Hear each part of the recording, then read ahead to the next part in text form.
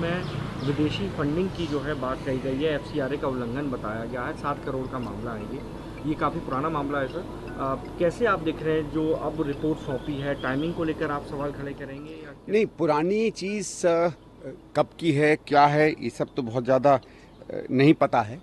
ये भी कुछ खबर आई थी कि शायद कुछ साल पहले इस बात को कोर्ट में भी गई थी। मुझे ठीक से इसके तथ्य नहीं मालूम है।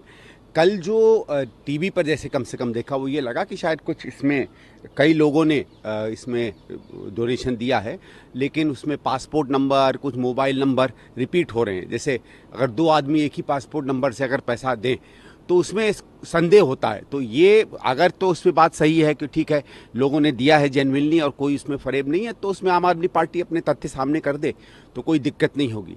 लेकिन अगर ऐसा है कि कोई किसी के नाम पर कोई और पैसा जमा कर रहा है तो फिर तहकीकात बनती है। बट दिक्कत वही है ना कि ईडी हर चीज़ चुनाव के समय जो करती है उससे एक संदेह पैदा होता है, और ये भरोसा नहीं लगता है कि सही में वो जेन्युइनली कोई चीज़ को देख रही है या उसको चुनाव को मद्देनज़र करके रख रही है। सर, पाँच फेज के बाद और ये भी कहा कि एनडीए की एक तरीके से लहर है और मजबूती के साथ हम सरकार बनाने जा रहे हैं एनडीए।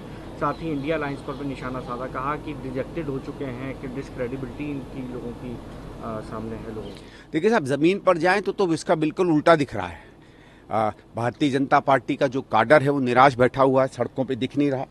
मैं जैसे आपको बताता हूँ, जहाँ मैं हूँ ये एक ऐसा इलाका है जहाँ कम से कम पुराने चुनाव में तो पिछले 40-45 दिन में 2-3 बार भारतीय जनता पार्टी के लोगों को आ जाना चाहिए था कैंपेन करने के लिए। एक बार भी नहीं आए अभी तक।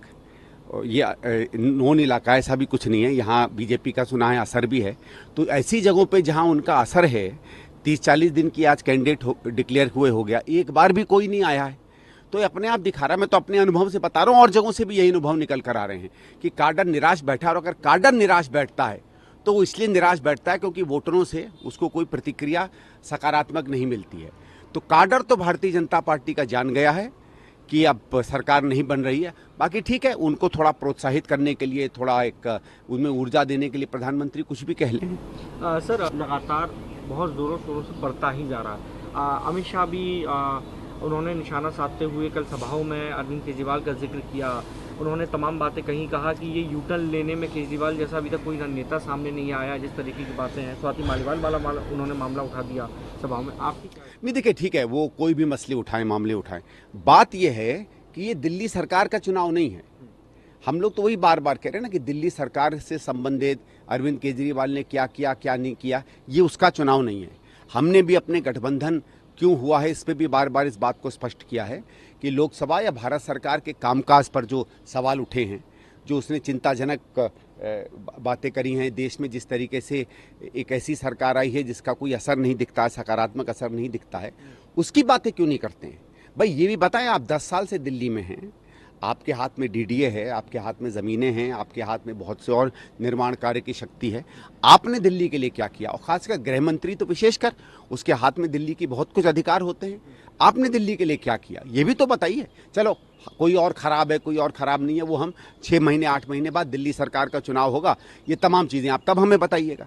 आज आप पूरे देश में जाके कह रहे हैं कि आपने अभूतपूर्व विकास कर दिया। आपने ये कहा कि जो 70 साल में नहीं हुआ, हमने 70 महीने, ये पता नहीं जितना है इतने महीनों में कर डाला। तो दिल्ली में भी भाई हमें गिना दें क्या क्या काम किए हैं।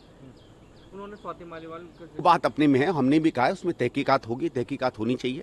अगर कोई महिला इस विषय पर अपनी बात उठाती है तो कानून तो यही कहता है कि उसकी बात को प्राथमिक रूप से एक मानकर, और जिस पर भी इल्ज़ाम लगते हैं उसको अपने अपने जवाब देने चाहिए। इस पर पहले भी हम अपनी बात स्पष्ट कर चुके हैं, आज भी हम उसी पर खड़े हैं। एक आखिरी सवाल लूँगा सर। प्रधानमंत्री मोदी ने एक शेयर किया जिसमें रिजर्वेशन की बात कही जा रही थी। आप कह रहे हैं कि प्रधानमंत्री की कांग्रेस पार्टी या कोई भी SC ST और OBC जो रिजर्वेशन है उसको डिनाई नहीं कर सकता, उनके अधिकारों को।